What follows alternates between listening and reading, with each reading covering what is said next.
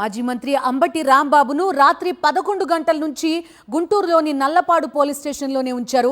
నిన్న అంబటిపై అక్రమ కేసులు నమోదు చేసిన పోలీసులు రాత్రి అక్రమంగా అరెస్ట్ చేశారు. అప్పటి నుంచి నల్లపాడు పోలీస్ స్టేషన్లోనే అంబటి రాంబాబును ఉంచారు. ఆయన్ను కలిసేందుకు ప్రయత్నించిన వైఎస్ఆర్సీపీ లీగల్ సెల్ ప్రతినిధులను పోలీసులు అనుమతించలేదు. సాయంత్రం అంబటి రాంబాబును మ్యాజిస్ట్రేట్ ముందు హాజరుపరిచే అవకాశం ఉంది.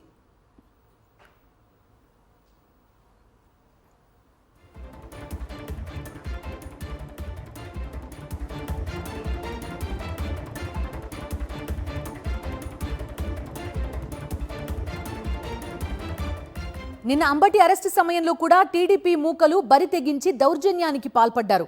ఆయన కార్యాలయానికి టీడీపీ గూండాలు నిప్పుబెట్టారు. అంతటితో ఆగకుండా కారుకు సైతం నిప్పు పెట్టారు. పదే పదే కర్రలు, రాడ్లతో ఆయన ఇంటిపై దాడికి తెగబడ్డారు. అంబటి ఇంట్లోకి చొరబడి నానా హంగామా చేశారు. ఆఫీస్ కిటికీలను పీకి పారేశారు. సుత్తులతో గోడలు బద్దలు కొట్టారు. ఇంత జరుగుతున్నా పోలీసులు టీడీపీ గూండాలను నిలువరించకుండా ప్రేక్షక పాత్ర వహించారు. టీడీపీ గూండాలు మీడియా ఛానళ్ల ప్రతినిధులపైన దాడికి పాల్పడ్డారు. వందల మంది రౌడీలు ఒకేసారి అంబటి రాంబాబు ఇంటిపై దాడి చేసి విధ్వంసం సృష్టించారు. ఆయన పైన దాడి చేశారు. నిన్న సాయంత్రం 5 గంటల నుంచి అర్ధరాత్రి వరకు ఈ విధ్వంసం కొనసాగింది. మధ్యాహ్నం అంబటి రాంబాబును మ్యాజిస్ట్రేట్ ముందు హాజరుపరిచే అవకాశం ఉన్నట్టుగా చెప్తున్నారు.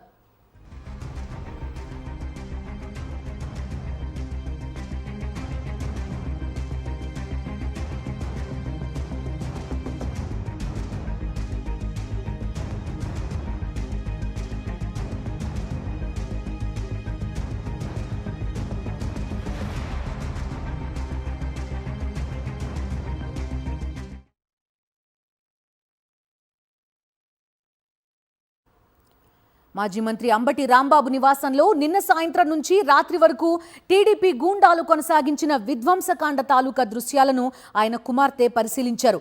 ఇవాళ ఉదయం అంబటి నివాసానికి పోలీస్ భద్రతతో వెళ్లిన ఆమె తన తండ్రి నివాసంలో పగిలిన సామగ్రి, కిటికీలు, అద్దాలు, ధ్వంసమైన ఫర్నిచర్ని పరిశీలించారు. ఇక నిన్న టీడీపీ గూండాలు తనపై హత్యాయత్నం చేసేందుకు రావడంతో అంబటి రాంబాబు దంపతులు బెడ్రూమ్లో తలదాచుకున్నారు. అయినా నిన్న రాత్రి వరకు టీడీపీ గూండాలు బయటి నుంచి ఆయన బెడ్రూమ్ కిటికీల అద్దాలు ధ్వంసం చేస్తూ హత్య చేసేందుకు ప్రయత్నించారు. అంబటి నివాసంతో పాటు ఆఫీస్లో జరిగిన విధ్వంసం తాలూకా దృశ్యాలను ఆయన కుమార్తె పరిశీలించారు.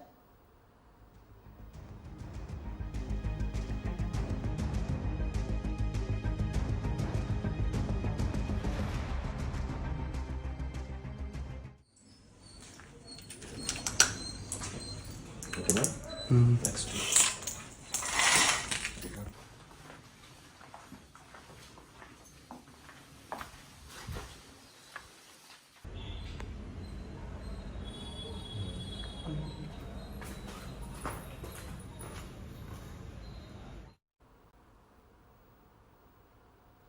మాజీ మంత్రి అంబటి రాంబాబుపై దాడి తర్వాత వైఎస్ఆర్సీపీ నాయకులపై ఆంక్షలు విధిస్తున్నారు పోలీసులు. రాజమండ్రిలో మాజీ ఎమ్మెల్యే జక్కంపూడి రాజాను అనధికారికంగా హౌస్ అరెస్ట్ చేశారు. ఎలాంటి నోటీసులు ఇవ్వకుండా ఆయన బయటకు వెళ్లకుండా అడ్డుకున్నారు. కారుకు అడ్డుగా నిలుచుని డ్రైవర్ను బెదిరించారు. ఆగ్రహించిన జక్కంపూడి రాజా పోలీసులతో వాగ్వాదానికి దిగారు. తనను ఎందుకు నిర్బంధించారని ప్రశ్నించారు. పోలీసులు తమ డ్యూటీ సరిగా చేసే పరిస్థితి లేదని మండిపడ్డారు జక్కంపూడి రాజా. మీరంత పెద్ద సీరియస్ గా పెట్టేస్తాం. ఎవడో భయపడ్డు ఏం చేస్తారు మీరు? ఏం చేస్తారు? కళ్యాణ్ చేస్తే మీకు చూసి భయపడిపోతారు కుదరట్టే. మీరు ఈ ఉద్యోగాలు మీరు పోలీసు కాకి చొక్కలు వేసుకున్న అందరూ అక్కడ సరిగ్గా ఏడిస్తే ఈ పరిస్థితులు ఉండవు. మీరు పెద్ద కళ్యాణ్ ఎర్ర చేస్తే దాన్ని భయపడి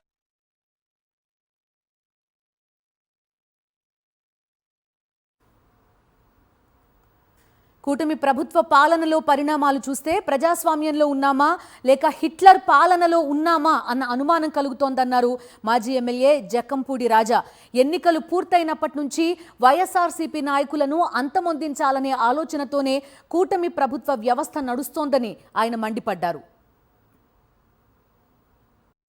కేవలం అంబటి రాంబాబు గారిని అంతమొందించాలి, ఆయనని చంపేయాలి అనేటువంటి కుట్ర ఏదైతే ఈవేళ చంద్రబాబు నాయుడు గారు, లోకేష్ ఇద్దరు కలిసి దగ్గరుండి డైరెక్షన్ ఇచ్చి తెలుగుదేశం పార్టీ శాసనసభ్యురాలిని కూడా వెంటబెట్టి పంపించి ఈ రకమైనటువంటి కుట్రకి పాల్పడ్డారు. ఇది రాష్ట్ర ప్రజలందరూ కూడా గమనిస్తూ ఉన్నారనేటువంటి విషయాన్ని దయచేసి గుర్తుపెట్టుకోండి. రెడ్ బుక్ రాజ్యాంగాన్ని ఈ రాష్ట్రంలో అమలు పరుస్తూ ఉన్నారు. ఇవాళ ఒక్కటే చెప్తా ఉన్నాం, చంద్రబాబు నాయుడు గారికి కానీ ఈ ప్రభుత్వంలో ఉన్నటువంటి పెద్దలకు కానీ పోలీస్ వ్యవస్థకు కానీ ఏ ఒక్కరూ కూడా ఇందులో అతీతులు కాదు. రేపు రానున్నటువంటి రోజుల్లో దీనికి తగినటువంటి మూల్యం మీరు చెల్లించుకునేటటువంటి పరిస్థితులు ఉంటాయి.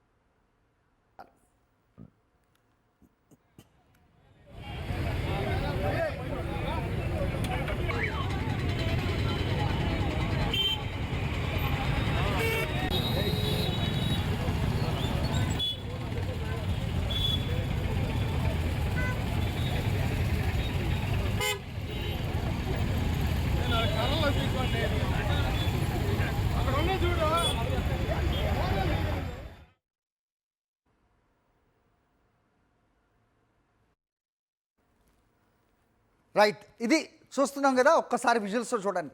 కర్రలతో రాడ్లతో టీడీపీ గుండాలు అక్కడే ఉన్నారు, పక్కనే కాకీలు, పక్కనే పోలీసులు. వాటిని తీసుకునే ప్రయత్నం కానీ, ఎవరి మీద దాడి చేయడానికి వచ్చారనే ప్రశ్న కానీ ఏది వినిపించదు, ఏది కనిపించదు. ఇది రెడ్ బుక్ రాజ్యాంగం, ఇది ఒక జంగిల్ రాజ్ అనే దానికి ప్రత్యక్ష ఉదాహరణగా, ప్రత్యక్ష సాక్షిగా పోలీసులే అక్కడ ఉండి మరీ నడిపిస్తున్న సిచ్యువేషన్.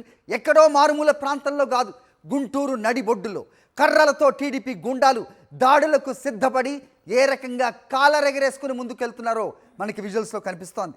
దాడికి సిద్ధంగా ఉన్న వారిని ఆపడం పక్కన పెట్టి వారికి కాపలాగా పోలీసులు ఆ పక్కనే నుంచున్న పరిస్థితి. ఇది ఆంధ్రప్రదేశ్లో జరుగుతున్న జంగిల్ రాజ్. అయితే టీడీపీ గుండాల నుంచి, వాళ్ళ దాడి నుంచి బయటపడి సిద్ధార్థనగర్లోని తన కార్యాలయానికి వచ్చారు. అనంతరం ప్రెస్ మీట్ పెట్టి చంద్రబాబును ఉద్దేశించి తాను ఎటువంటి వ్యాఖ్యలు చేయలేదని స్పష్టం చేశారు. ఇదే కాదు, ఏ రోజు కూడా గతంలో చూసుకున్నా నా నోటి వెంట పరుష పదజాలం రాదు, నేను ఎవరిని దూషించను, కేవలం సబ్జెక్ట్ మాత్రమే మాట్లాడతాను, ప్రతిపక్షంగా అధికార పక్షాన్ని ప్రశ్నిస్తాను అని అంబటి రాంబాబు నిన్న చెప్పారు. కల్తీ నెయ్యిపై గుంటూరు ఇన్నర్ రింగ్ రోడ్లో టీడీపీ శ్రేణులు ఏర్పాటు చేసిన ఫ్లెక్సీని అవి అభ్యంతరకరంగా ఉన్నాయని తొలగించాలి అని చెప్పినందుకే తనపై దాడికి తెగబడ్డారన్నారు. చంద్రబాబుకు దమ్ముంటే రావాలని అన్నానని, చంద్రబాబుని బూతులు తిట్టాలనే ఉద్దేశం తనకు లేనే లేదని స్పష్టం చేశారు. ఆ సమయంలో అంబటి ఏం మాట్లాడారు ఒకసారి చూద్దాం. చంద్రబాబు నాయుడు గారిని తిట్టేశానంట. చంద్రబాబు నాయుడు గారు లోకేష్ గారు కలిసి రాంబాబు గారిని వాళ్ళు అరెస్ట్ చేయాల్సిందే అన్నారంట. చేసుకోండి, సిద్ధంగా ఉన్నాను. ఇప్పుడే కాదు, ఇప్పటి నుంచో సిద్ధంగా ఉన్నా. చెప్పా నేను, నీ రెడ్ బుక్ నా కుక్క కూడా లెక్క చేయదని చెప్పా. నువ్వు అరెస్ట్ చేస్తే అరెస్టుకు సిద్ధంగా ఉన్న, బెయిల్ కూడా వెళ్ళని వాళ్ళను. వాళ్ళు అరెస్ట్ చేస్తారని తెలుసు. నేను బెయిల్కి వెళ్ళను, పారిపోను, నా ఇంట్లోనే ఉంటా. అసలు మీరందరూ వచ్చి అరెస్ట్ చేసుకుని తీసుకెళ్ళని వెళ్ళిపోతాను, మమ్మల్ని అందరూ నాగమంటాను, వెళ్ళిపోతాను.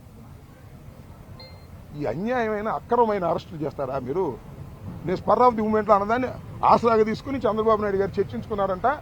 ఎమ్మటే అరెస్ట్ చేయండి అన్న ఫోర్స్ పెట్టారు. I don't care. మరొకసారి చెప్తున్నా, చంద్రబాబుకి, చంద్రబాబు కొడుక్కి, రెడ్ బుక్కి, నా ఇంట్లో కుక్క నా తోటలో ఉన్న 2 కుక్కలు, అవి కూడా భయపడవు.